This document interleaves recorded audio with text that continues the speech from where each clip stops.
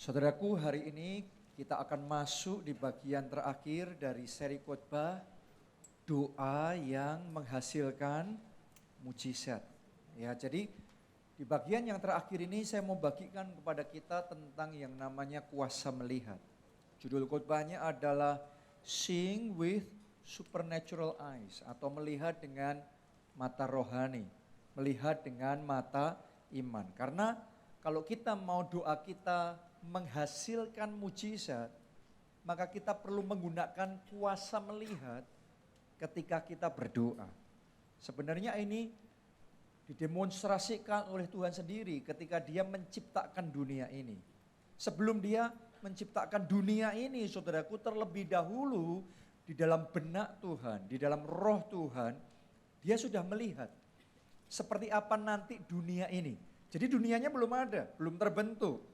Ya, tapi Dia sudah lihat dulu, Dia sudah punya gambaran, Dia sudah punya bayangan nanti di dunia ini akan ada lautan, tapi juga akan ada daratan, nanti akan ada siang, akan ada malam, terus kemudian nanti enggak rata semuanya, tapi ada juga lembah, ada juga gunung, ya. Dia sudah punya gambaran, Dia sudah punya maket tentang dunia ini. Dia sudah membayangkan akan ada burung di udara, binatang melata, ikan di laut, nanti ada manusia juga. Jadi semuanya itu sudah ada terlebih dahulu dalam benak Tuhan. Sudah dilihat terlebih dahulu oleh Tuhan. Persis seperti yang dilihat Tuhan, Tuhan menciptakan dunia ini. Ya, Tuhan mulai menyalurkan kuasanya. Tuhan mulai mengerahkan kekuatannya, tenaganya, powernya untuk menciptakan dunia ini, untuk menciptakan tumbuhan, untuk menciptakan binatang dan segala isinya yang ada di dunia ini. Sehingga yang tidak ada jadi ada. Sehingga yang tadinya belum ada jadi ada. Artinya begini, saudara dan saya jadi seperti sekarang ini pun karena Tuhan sudah melihat seperti apa kita sebelum kita ada. Oke, bentuk kita seperti ini juga karena dimulai Tuhan sudah melihat terlebih dahulu. Binatang punya bentuk macam-macam karena Tuhan bayanginnya seperti itu. Itu yang ada dalam bayangan Tuhan. Kalau di bayangan Tuhan binatang bentuknya kotak, saya yakin jadinya juga kotak juga. Sesuai dengan bayangan Tuhan, terciptalah dunia ini. Ya, yang tidak ada jadi ada. Sama seperti orang bangun rumah. Orang bangun rumah dimulainya tanah kosong. Oke, seperti Alkitab mencatat di kisah penciptaan dunia, Kejadian pasal 1, bumi belum berbentuk dan kosong, masih gelap. Kalau saudara mau bangun rumah juga sama, belum berbentuk rumahnya, belum ada toiletnya, belum ada kamar utamanya, belum ada ruang tamunya, belum ada dapurnya.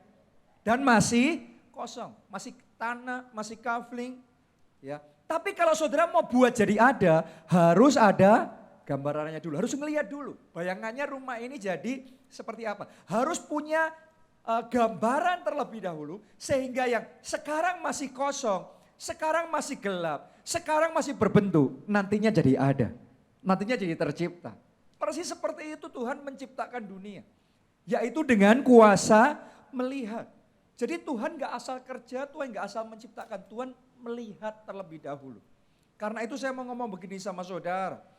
Kalau kita mau ketika kita berdoa, ada kuasa yang dimanifestasikan.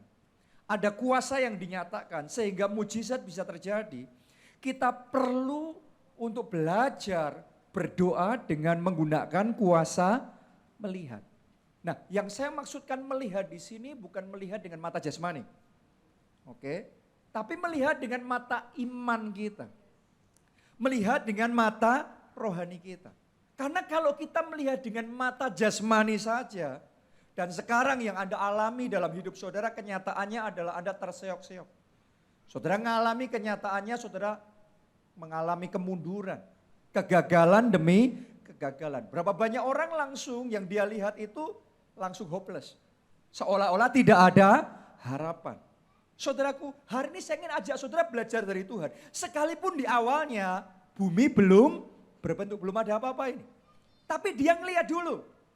Ngelihat dulu walaupun masih kosong, masih gelap, masih belum ada apa-apa. Tapi Tuhan ngelihat dulu, nanti ada tumbuhan, nanti ada binatang. Oke, nanti ada ikan, nanti ada gunung, nanti ada lembah, dan seterusnya. Hari ini saya mau ngomong sama saudara. Sekalipun kenyataannya yang ada dalam hidup saudara masih gelap. Yang ada cuma kegagalan, yang ada kekalahan, yang ada kemunduran. Tapi hari ini saya ajak saudara melihat dengan mata iman saudara.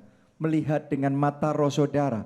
Ada keberhasilan, ada kemenangan, ada perubahan yang besar. Akan ada terobosan yang luar biasa yang Tuhan akan kerjakan dalam hidup saudara. Amin. Lihat terlebih dahulu, belajar ngelihat dulu. Sekalipun kenyataannya nggak enak, tapi ngelihat dulu. Ngelihat rencana Tuhan dengan mata iman kita. Dan berita baiknya rencana Tuhan, Alkitab ngomong di Yeremia 29 ayat 11. Aku tahu rancangan-rancangan apa yang ada padaku mengenai engkau. Bukan rancangan kecelakaan, Tuhan ngomong. Rancangan damai sejahtera untuk memberikan kepada kamu hari depan yang penuh dengan harapan.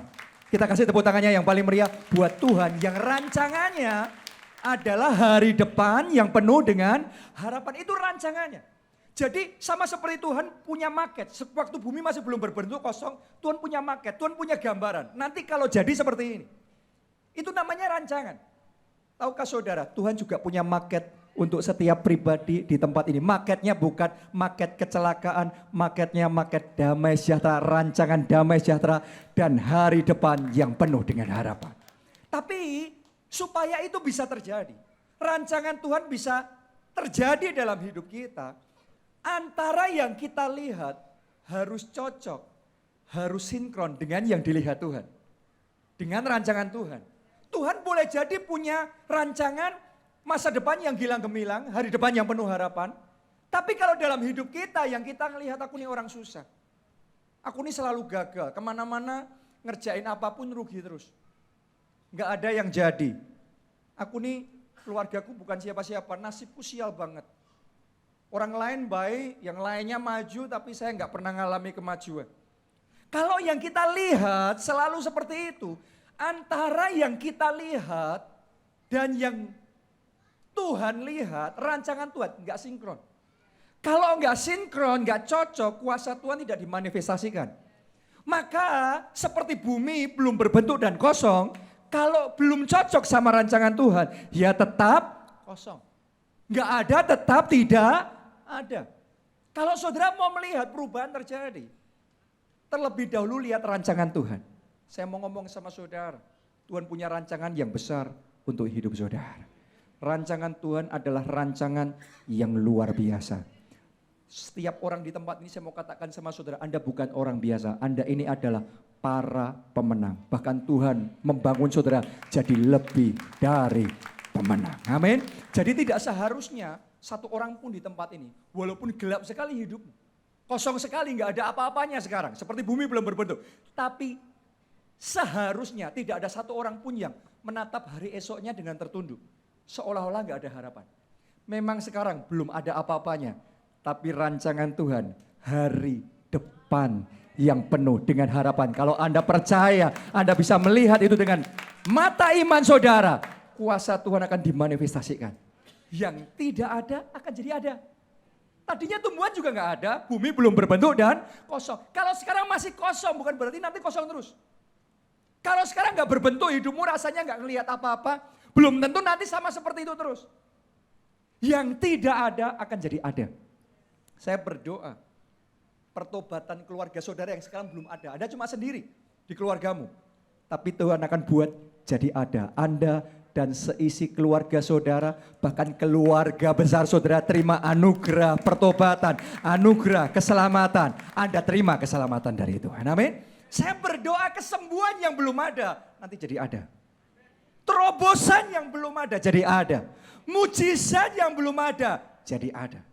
Kuasa Allah yang belum Anda lihat, nanti akan dimanifestasikan terjadi dalam hidup saudara. Tapi belajar terlebih dahulu untuk melihat rancangan Tuhan. Kita baca ya, Ibrani 11, ayat yang ketiga.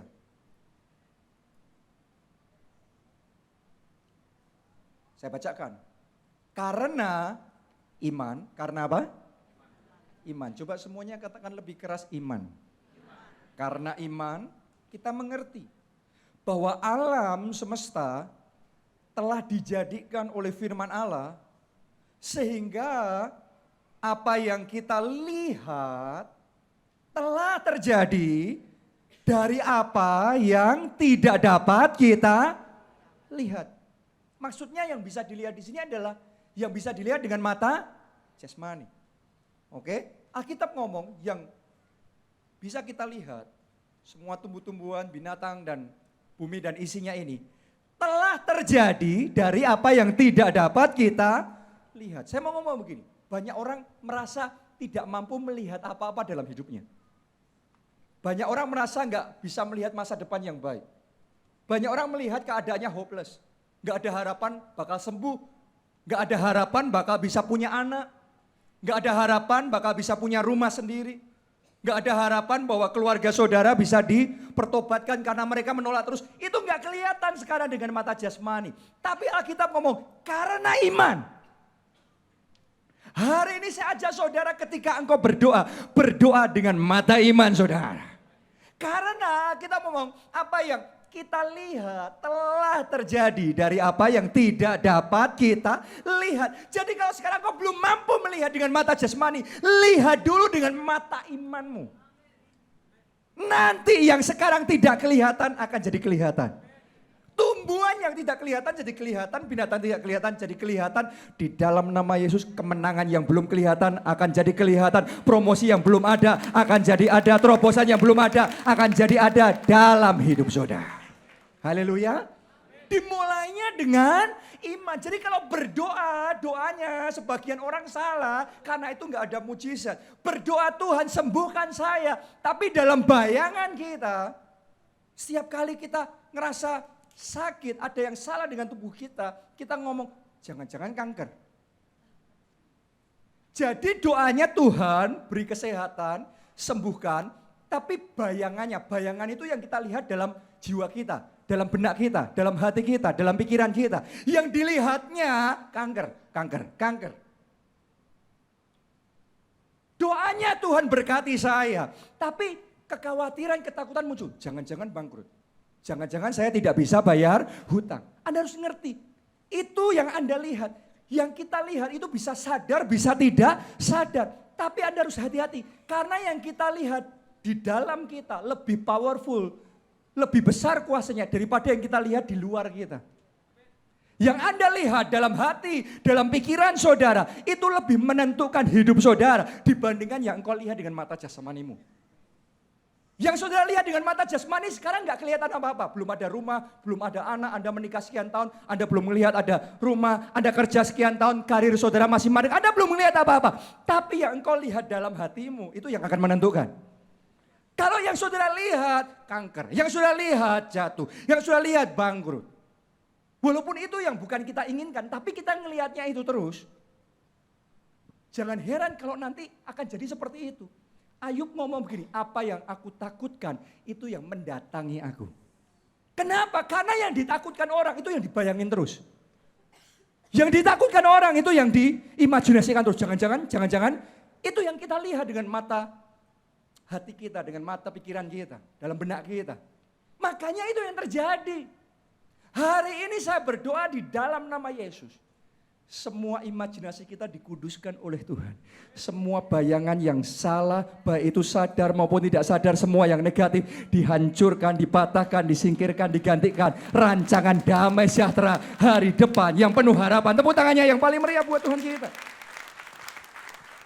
Saudaraku, melihat itu besar kuasanya.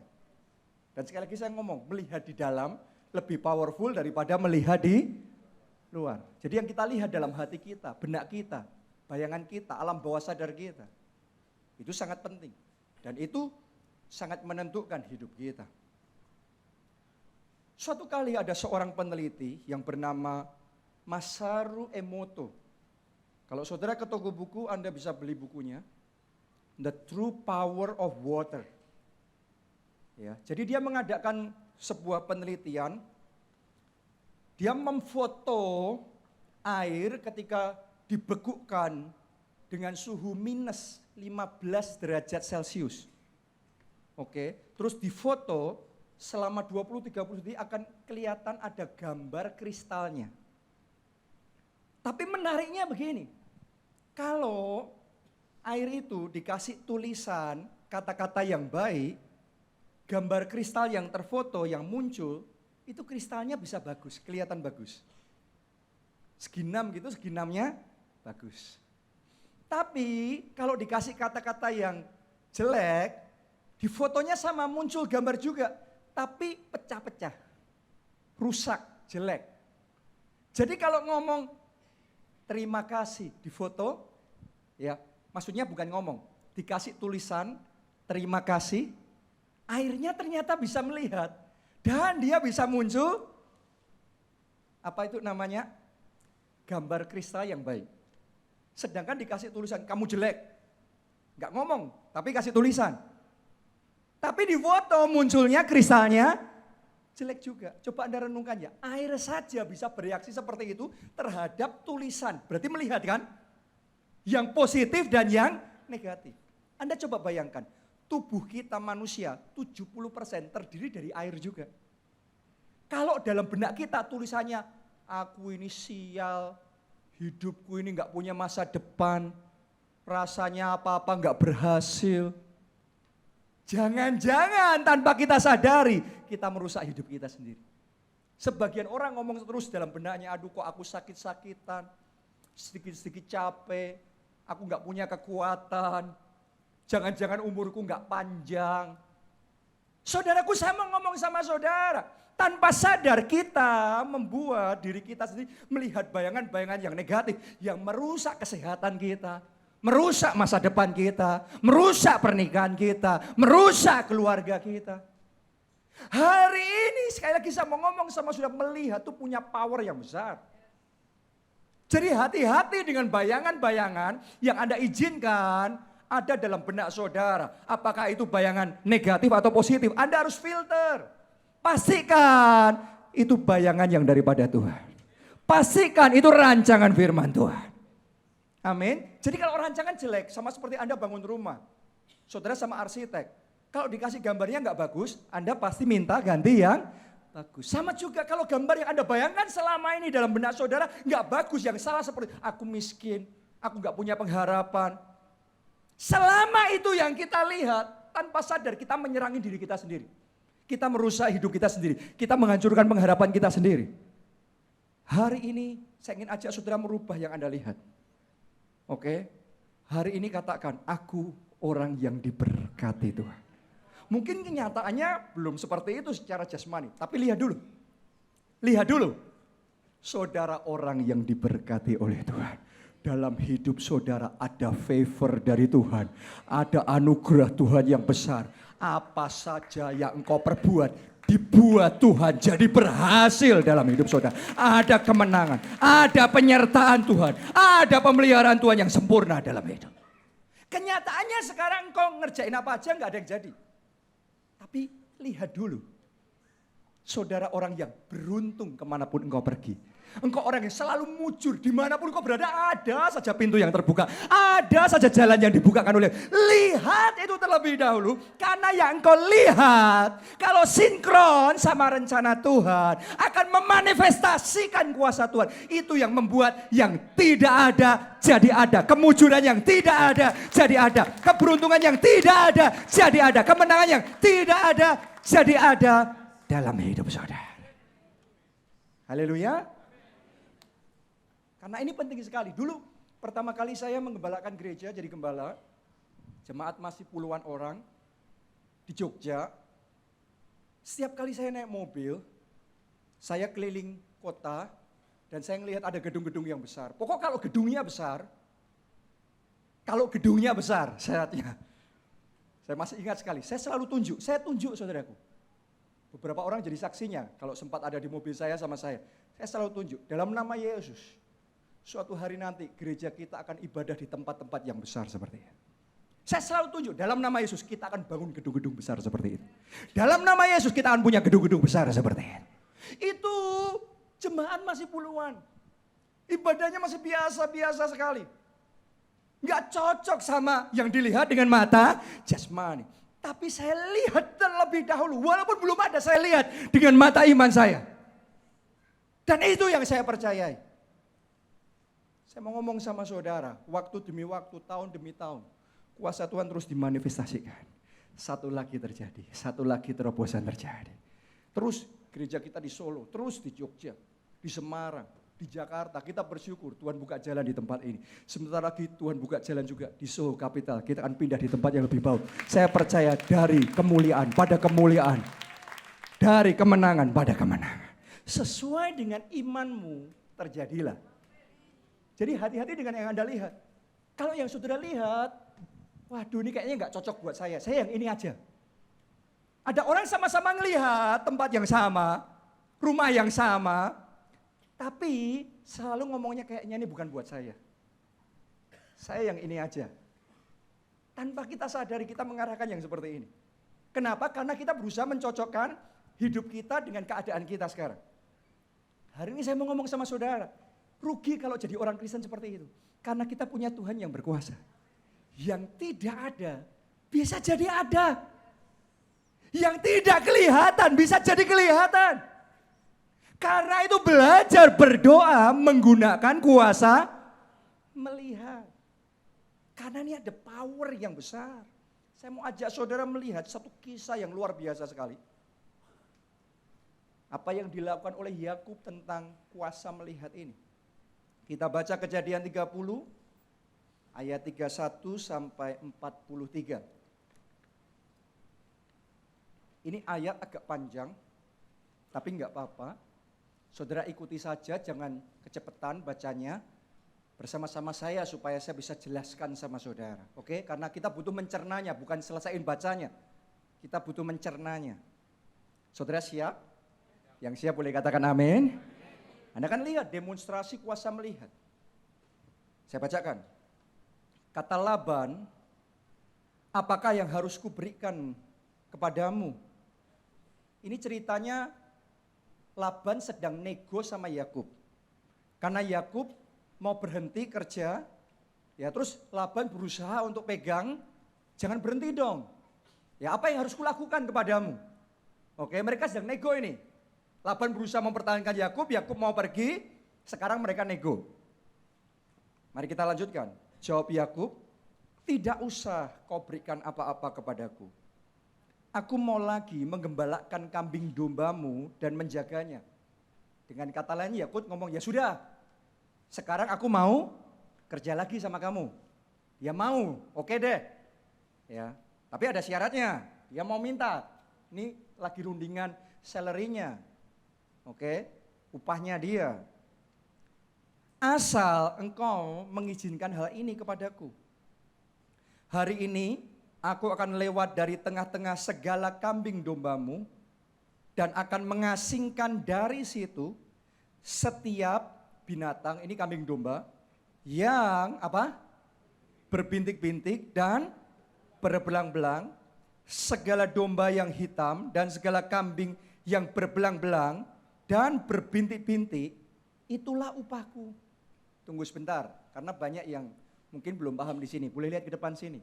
Jadi Yakub ngomong sama Laban, Laban, oke, saya setuju kerja lagi sama kamu. Tapi dealnya kita begini, perjanjiannya begini.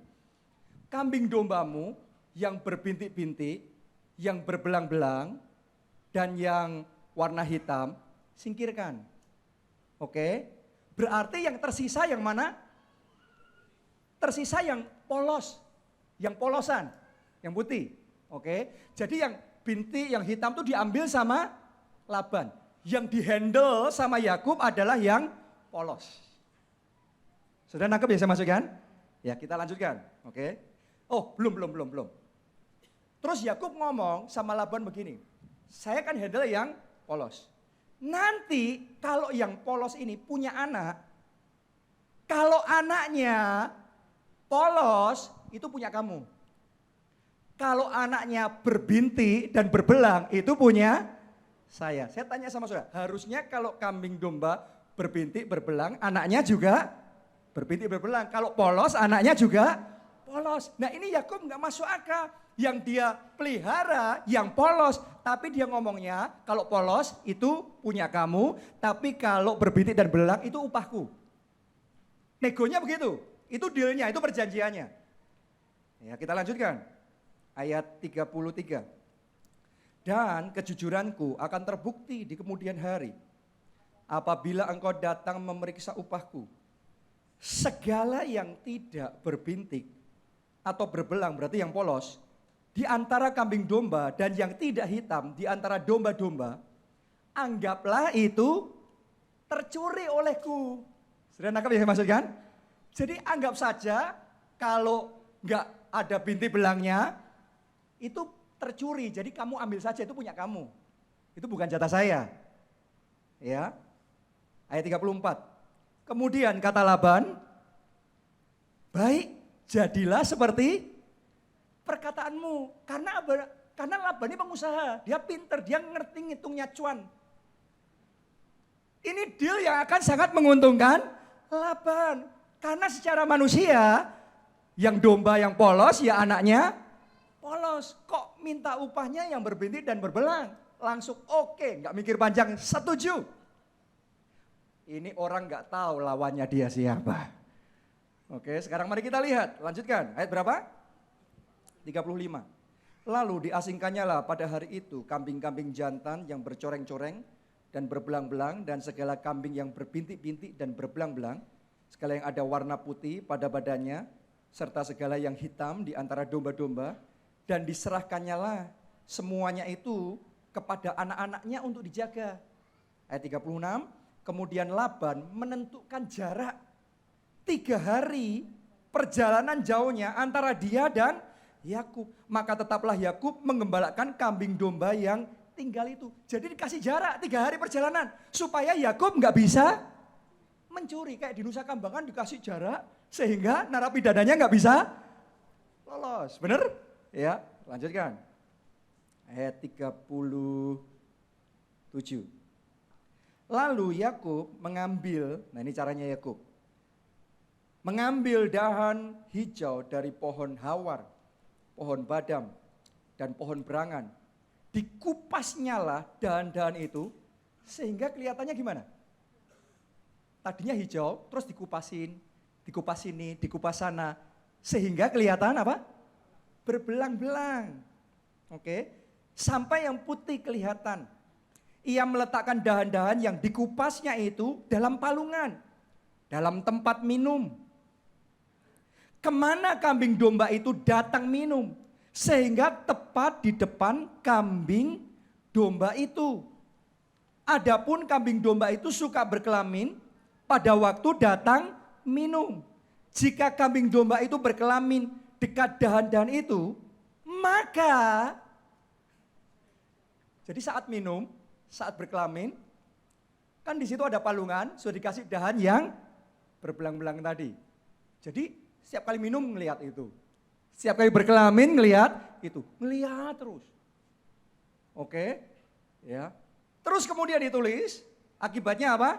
Maka anaknya tercoreng-coreng, berbintik-bintik, dan berbelang-belang. Anda jangan praktekkan ini untuk anak saudara. Ya, ayat yang ke-40. Kemudian Yakub memisahkan domba-domba itu. Dihadapkannya kepala-kepala kambing domba itu kepada yang bercoreng-coreng dan kepada segala yang hitam di antara kambing domba Laban. Demikianlah ia beroleh kumpulan-kumpulan hewan baginya sendiri dan tidak ditempatkannya pada kambing domba Laban. Dia nggak punya apa-apa loh saudaraku. Sekarang punya kumpulan kambing domba sendiri. Caranya gini. Ayat 41. Dan setiap kali apabila berkelamin kambing domba yang kuat, maka Yakub meletakkan dahan-dahan itu ke dalam palungan di depan mata kambing domba itu supaya berkelamin dekat dahan-dahan itu. Jadi ngeliatin itu terus. Oke. 42. Tetapi apabila datang kambing domba yang lemah, ia tidak meletakkan dahan-dahan itu ke dalamnya. Jadi hewan yang lemah untuk Laban dan yang kuat untuk Yakub. Maka sangatlah bertambah-tambah harta Yakub dan ia mempunyai banyak kambing domba, budak perempuan dan laki-laki, unta dan keledai. Anda bayangin coba, Yakub tadinya nggak punya apa-apa. Sekarang dari nol dia punya banyak. Dari nggak punya apa-apa jadi konglomerat. Kambing dombanya polos, bisa punya anak, berbintik-bintik dan berbelang-belang. Karena dia tahu ada kuasa yang besar dalam melihat. Anda bayangkan ini. Ini yang dilakukan peneliti tadi, Masaru Emoto, hanya meneguhkan yang dicatat dalam Alkitab. Apa yang dilakukan oleh Yakub ini. Wow, saudara harus ngerti, ini besar kuasanya. Super besar kuasanya. Jadi hari ini, kalau saudara datang kepada Tuhan dalam doa, hati-hati. Dengan yang Anda izinkan muncul dalam benak saudara. Jangan bayangan negatif. Jangan bayangan yang polosan. Maksudnya datang sama Tuhan cuma ngomong aja. Tapi nggak ada melihat apa-apa. Oke, polosan itu seperti itu. Jadi doa, tapi nggak menggunakan kuasa melihat. Nggak melihat kesembuhannya, ngerasain sakitnya. Nggak melihat kemenangannya. Yang kita lihat bayangan, waduh nanti habis, nanti gagal, nanti jatuh. No. Kalau seperti itu polos tetap polos. Bumi belum berbentuk tetap gak ada bentuknya. Bumi gelap tetap gelap. Saat gelap, lihat sesuatu dulu. Saat polos, kambing dombanya disuruh ngelihat ada belangnya dulu. Hari ini mungkin hidupmu masih polos. Masih belum ada anak yang Anda nantikan sekian tahun dalam pernikahan belum ada. Rumah belum ada. Kendaraan belum ada. Ya, dan berbagai macam hal yang Anda doakan belum ada. Masih polos. Tapi hari ini lihat dulu. Ada tanda kemenangan. Lihat ada tanda terobosan. Lihat ada tanda mujizat. Lihat ada tanda jawaban doa. Kalau engkau bisa lihat itu dengan mata imanmu, terjadilah sesuai dengan imanmu. Haleluya. Karena itu saya mau ngomong sama saudara. Setiap minggu Anda datang ke ibadah di tempat ini. Kita selalu menyampaikan firman Tuhan sama saudara yang mungkin sama sekali berbeda dengan keadaan kita. Keadaan kita mungkin belum berbentuk dan kosong. Masih gelap gulita. Tapi kita ngomong sama saudara. Saya sampaikan sama saudara. Di dalam Yesus ada pengharapan. Di dalam Yesus ada mujizat. Di dalam Yesus kegagalan kita dirubah jadi keberhasilan. Masalah kita dirubah jadi mahkota. Ngerti nggak saudaraku? Kenapa kok kita selalu melakukan itu? Karena kita perlu melihat. Kalau kambing dombanya Yakub perlu melihat belang-belang bintik-bintik. Saudara dan saya perlu melihat tanda-tanda kemenangan, mujizat. Kalau itu Anda lihat dengan mata iman saudara, terjadi sesuai imanmu. Tepuk tangannya yang lebih meriah buat Tuhan kita. Jadi saya berdoa dan saya melihat dengan mata iman saya. Orang-orang di tempat ini, orang-orang yang berhasil. Orang-orang yang bersinar seperti bintang dimanapun Anda berada. Anda jadi garam dunia, Anda jadi terang dunia. Mulut saudara bersaksi melalui kesaksian saudara. Jiwa-jiwa dipertobatkan, jiwa-jiwa diselamatkan. Keluarga saudara mengalami pemulihan. Ketika Anda berdoa ada mujizat terjadi, ada terobosan terjadi, ada kesembuhan Tuhan kerjakan dalam hidup saudara. Lihat dulu. Dimulai dengan melihat terlebih dahulu. Ada kuasa yang besar dalam melihat. Hati-hati dengan yang Anda lihat. Jangan sampai justru yang Anda lihat terus dalam hidupmu yang negatif. Banyak orang yang dilihat dalam hidupnya ngisinya bacaan berita, surat kabar pembunuhan, pemerkosaan. Atau ibu-ibu paling demen sinetron, perselingkuhan, cinta segitiga. Wah, tiap hari nontonnya sinetron, cinta segitiga, ini selingkuh sama ini selingkuh sama ini. Tiap hari nontonnya begitu. Makanya jangan heran muncul ketakutan, kekhawatiran. Terus berpikir, jangan-jangan tanpa aku tahu suamiku juga selingkuh. Wah, terus kayak gitu. Jadi curiga ini itu. Lama-lama karena itu yang ditonton terus. Seperti tadi, kambing domba Yakub disuruh ngelihat yang kayak gitu, jadinya kayak gitu. Lama-lama pernikahan keluarganya mirip kayak sinetronnya. Karena yang kita lihat punya kuasa mempengaruhi hidup kita. Itu berlaku untuk air, itu berlaku untuk kambing domba, itu juga berlaku untuk hidup saudara dan saya. Mungkin Anda berkata, Pak itu kan cuma percobaan air, itu kan kambing domba, kita kan manusia. Sekarang saya ajak saudara melihat manusia.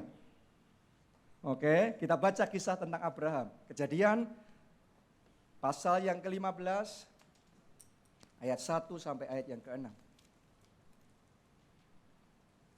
Kemudian datanglah firman Tuhan kepada Abram dalam suatu penglihatan. Jangan takut Abram, akulah perisaimu, upahmu akan sangat besar. Abraham menjawab, ya Tuhan Allah, apakah yang akan engkau berikan kepadaku? Karena aku akan meninggal dengan tidak mempunyai anak. Dan yang akan mewarisi rumahku ialah Eliezer, orang Damsyik itu. Lagi kata Abram, engkau tidak memberikan kepadaku keturunan. Sehingga seorang hambaku nanti menjadi ahli warisku. Sampai di sini dulu, boleh lihat ke depan sini. Tuhan ngomong, Abraham, upahmu akan sangat besar. Langsung Abraham jawabnya, buat apa? Aku akan meninggal dengan tidak punya anak. Saya tanya sama saudara, berarti dalam pikirannya, dalam hatinya yang dilihat Abraham tentang masa depannya apa? Meninggal, tidak punya anak. Karena itu yang dia lihat di alam bawah sadarnya. Dia punya kerinduan untuk punya anak, jelas.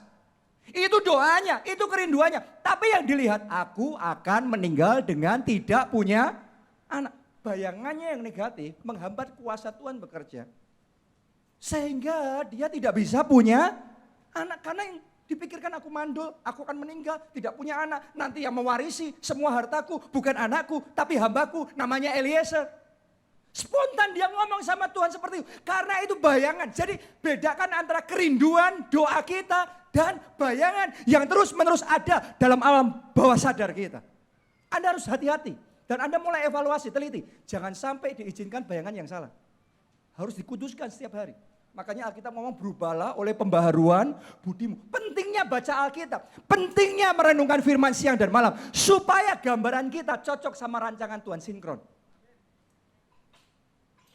Karena kita butuh itu. Tanpa merenungkan firman Tuhan siang malam, bayangan kita salah terus. Doanya benar, bayangannya salah, yang dilihat salah. Makanya menghambat kuasa Tuhan. Makanya nggak ada mujizat. Yang tidak ada tetap tidak ada, yang gelap tetap gelap. Ini Abraham. Nah sekarang mari kita lihat bagaimana cara Tuhan berurusan dengan Abraham. Kita lanjutkan. Ayat yang ke berapa? 4. Tetapi datanglah firman Tuhan kepadanya demikian. Orang ini tidak akan menjadi ahli warismu. Melainkan anak kandungmu. Dialah yang akan menjadi ahli warismu. Langsung gambarnya Abraham yang salah dirusak sama Tuhan. Tuhan nggak ngomong Abraham kamu bakal punya anak. Bukan gitu saja. Langsung ngomong nanti yang terima warisanmu itu anakmu. Langsung ngomongnya menghancurkan gambar salah dari Abraham. Artinya Abraham pasti punya anak. Bukan masalah Abraham bakal punya anak apa tidak. Pasti punya anak, bahkan anaknya akan mewarisi harta kekayaannya. Wow. Jadi cara Tuhan rubah dulu. Lanjutkan. Lalu Tuhan membawa Abram keluar serta berfirman, coba lihat ke langit, hitunglah bintang-bintang, jika engkau dapat menghitungnya. Maka firman-Nya kepadanya, demikianlah banyaknya nanti keturunanmu. Lalu percayalah Abram kepada Tuhan, maka Tuhan memperhitungkan hal itu kepadanya sebagai kebenaran. Coba lihat sini sih. Tadi kita sudah belajar air, penelitian, itu bukan orang Kristen, tapi hasilnya selalu meneguhkan firman Tuhan. Oke. Terus kambing dombanya Yakub juga sama prinsipnya. Nah sekarang kita belajar bagaimana Abram yang gak punya anak, gak ada anak, jadi ada. Kalau saudara mau, gak ada. Sekarang mungkin di kenyataan di keluarga saudara ada seorang diri yang percaya sama Yesus. Gak ada yang lain yang percaya. Tapi saudara mau seisi keluarga saudara jadi selamat semuanya. Anda harus belajar dari Abraham. Sekarang gak ada kesembuhan, jadi ada kesembuhan. Gak ada kemenangan, jadi ada kemenangan. Anda belajar dari Abraham. Oke. Dalam perikop yang lain saudaraku, Tuhan itu mengganti namanya Abram menjadi Abraham. Abraham artinya apa? Bapak banyak bangsa. Jadi Abraham itu disuruh ganti nama. Sebagian orang zaman sekarang ini juga melakukan prinsip yang sama, diganti namanya. Supaya ada babak yang baru dalam hidupnya. Itu Abraham. Dia ganti nama, Abraham menjadi Abraham. Berarti dia mendeklarasikan, sekarang aku bapak banyak bangsa. Terus istrinya kalau manggil dia Abraham, istrinya juga ngomong, kamu bapak banyak bangsa. Terus dia ngomong sama teman-temannya, mulai sekarang kalian jangan panggil aku Abraham, jangan panggil aku Abram lagi, panggil Abraham. Jadi waktu teman-temannya panggil dia Abraham, temannya sedang, semua teman-temannya, semua pegawainya menubuatkan kamu bapak banyak bangsa, anakmu bakal banyak, keturunanmu sebanyak bintang di angkasa, pasir di lautan.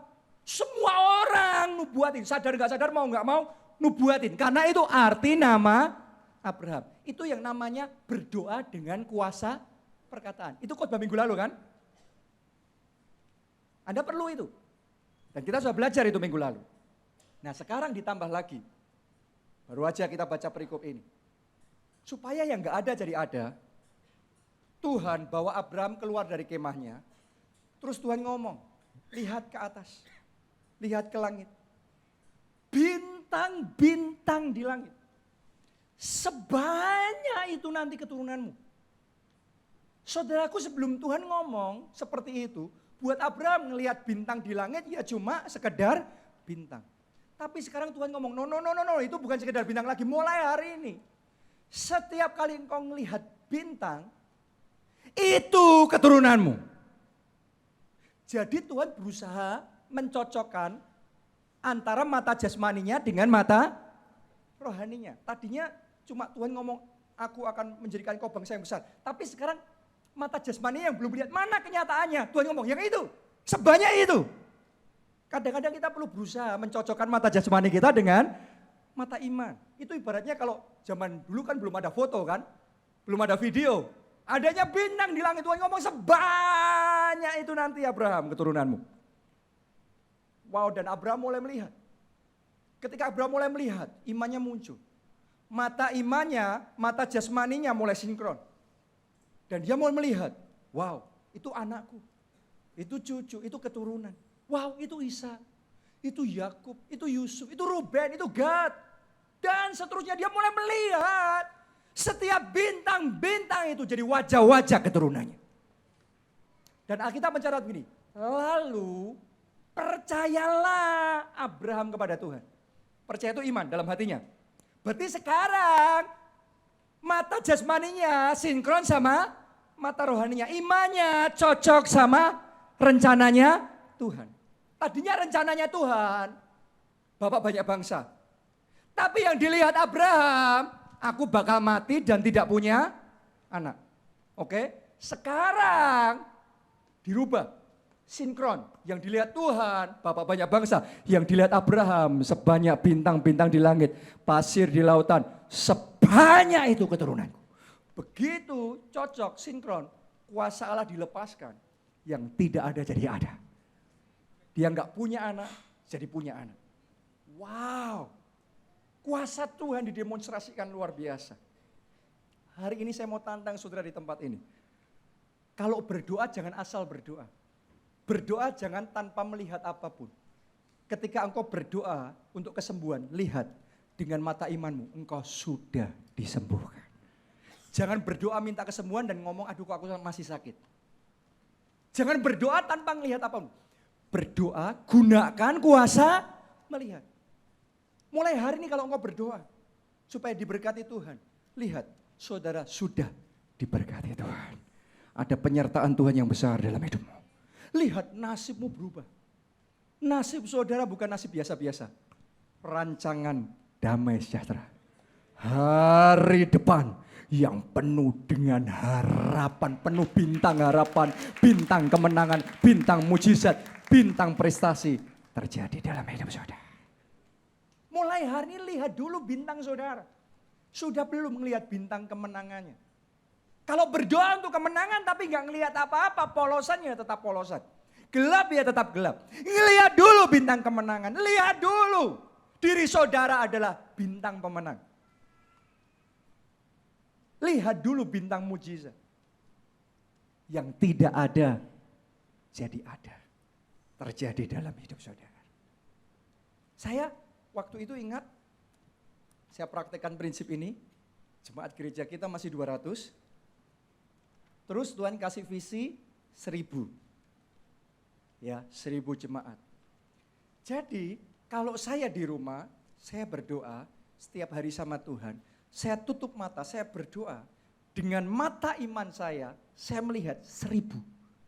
Saya melihat, saya lihat, saya imajinasikan, saya bayangkan. Ya, 1000 orang datang. 1000 orang beribadah. Saya lihat wajah-wajahnya. Saya lihat mereka mengangkat tangan. Saya melihat mereka datang pertama parkir. Saya melihat mereka masuk ke ruang ibadah. Saya melihat mereka menyembah Tuhan. Saya melihat mereka mendengar firman Tuhan. Tapi saya melihatnya dalam iman. Dengan mata iman. Waktu tutup mata, saya melihat. Tapi hari Minggunya, saya ke gereja mimpin ibadah, buka mata, melihatnya cuma 200. Kadang-kadang kita ngalami gap seperti itu. Abraham melihat ke atas, ke langit, wah bintang. Sebanyak itu keturunan. Begitu ngelihat ke bawah, gak ada apa-apa lagi.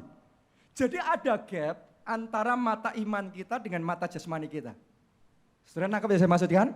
Ada gap ketika kita tutup mata berdoa dan setelah kita buka mata. Karena ada gap nih, ada perbedaan. Buat saya, tutup mata 1000, buka mata 200. Ini semua orang melalui. Saudara tutup mata, Anda lihat kesembuhanmu, buka mata tambah sakit. Anda tutup mata berdoa supaya seisi keluarga saudara dipertobatkan, diselamatkan. Anda lihat keluarga saudara diselamatkan. Buka mata tambah gila mereka. Kadang-kadang terjadi gap seperti itu. Tapi itu proses iman. Di situ saudara tetap berdoa. Di situ saudara tetap berjuang. Di situ saudara tetap berusaha. Di situ saudara tetap berharap. Sekalipun tidak ada dasar berharap, tetap berharap. Tetap berjuang dengan sungguh-sungguh. Karena saudara sudah cocok nih sama Tuhan. Nanti kuasa Tuhan akan dimanifestasikan, dilepaskan. Dan itu saya alami. Tutup mata 1000, buka mata 200. Tutup mata lagi 1000, buka mata 200. Tutup 1000, buka 200. Tutup 1000, buka 200 jadi 1000. Terjadi bahkan lebih dari yang saya lihat. Lebih dari itu yang Tuhan kerjakan di tengah-tengah kita. Nanti Anda akan lihat. Akhirnya yang kita lihat dengan mata jasmani harus menyesuaikan diri dengan yang kita lihat dengan mata iman kita. Kalau kuat mata iman saudara, ini tergantung kuat-kuatan. Sini mata iman, sini mata jasmani. Kalau saudara banyak ngelihat pakai mata jasmaninya, 200-200-nya, 1000 pun melorot jadi 200. Tapi sekalipun cuma 200-200, ngelihatnya 1000, imannya 1000. 200 dipaksa jadi 1000. Seperti kisah penciptaan dunia, bumi belum berbentuk dan kosong, gelap gulita. Tapi iman Tuhan itu adalah tumbuh-tumbuhan, binatang, ikan di laut, burung di udara. Dipaksalah mata jasmani melihat yang cocok sama mata imannya. Jangan kebalik. Makanya orang benar hidup oleh iman, jangan oleh melihat dengan mata jasmani. Kalau Anda melihat dengan mata jasmani, belum berbentuk ya belum berbentuk. Kambing domba polosan tetap polosan. Gak ada tetap gak ada. Tapi kalau Anda mau hidup dengan kuasa Tuhan dari gak ada jadi ada, hidup oleh iman. Berdoa gunakan kuasa melihat. Yang tidak ada akan jadi ada. Saya nubuatkan sekarang dalam hidup saudara, rumah yang tidak ada akan jadi ada. Promosi yang tidak ada akan jadi ada. Anak yang tidak ada akan jadi ada. Kemenangan yang tidak ada akan jadi ada. Masa depan yang gilang gemilang dan penuh dengan pengharapan yang tidak ada jadi ada. Tepuk tangannya yang paling meriah. Pertobatan seisi keluarga saudara jadi ada. Mujizat jadi ada. Sekali lagi lebih meriah buat Tuhan kita. Sudah percaya? Jadi sesuai iman saudara. Jadi jangan khawatir kalau ada gap antara mata iman saudara dengan mata jasmani saudara. Ingat baik-baik yang saya katakan hari ini. Tutup mata 1.000, buka mata 200. Wajar itu. Tutup mata lagi. Banyak orang masalahnya, begitu buka mata 200, buka mata belum sembuh, buka mata mujizat belum terjadi. Terus ngomongnya, apa berdoa katanya, doa orang benar besar, kuasanya mana? Terus buka mata terus, ya sudah nggak jadi apa-apa. Salah. Berdoa dengan iman. Berdoa gunakan kuasa melihat. Anda akan melihat yang tidak ada. Jadi ada yang tidak kelihatan akan dimanifestasikan, terlihat dalam hidup saudara. Yang percaya, yang diberkati, tepuk tangannya yang meriah buat Tuhan kita. Mari kita bangkit berdiri, kita datang di hadapan Tuhan.